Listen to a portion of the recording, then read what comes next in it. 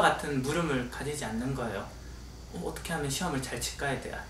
다들 하는 거는 누가 잘 가르쳐요? 어느 문제집이 잘 나가요?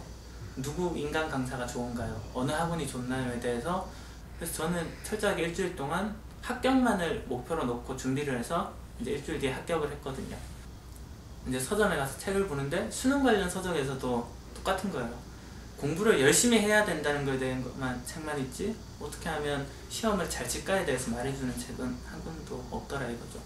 근데 생각해보면 이건 나라는 사람만이 제일 잘 말할 수 있는 이야기겠구나 해서 거기에 대한 책을 준비하게 됐습니다.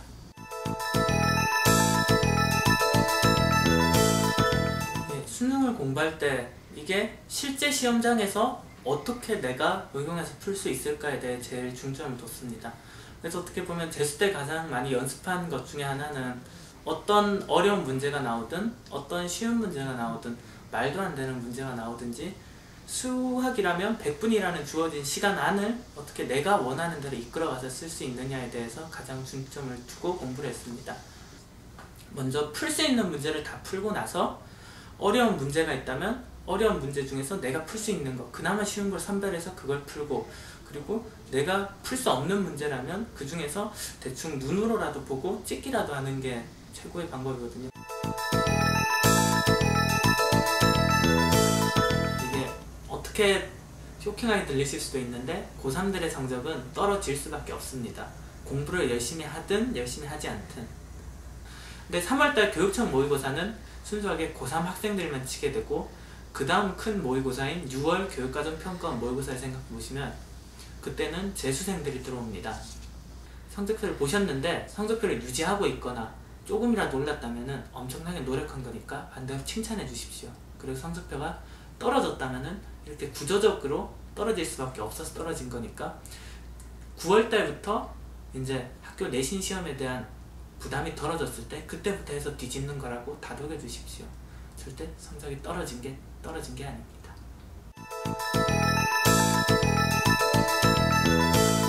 평소 있던 교실에 비하면 최악의 환경이고 춥거나 덥거나 둘 중에 하나일 것이며, 수능 당일날 화장실은 담배 연기로 매캐합니다.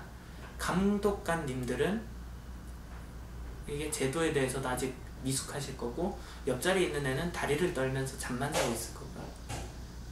그래서 어쩌면은 최악의 환경에서 시험에 칠 수도 있다는 사실을 알고만 들어가면 수능 당일날 어떤 사건이 일어나든지 얼마나 어려운 문제가 있든지 어떤 큰 실수를 해도 알고 있으니까 당황을 안 합니다. 이럴 수도 있구나.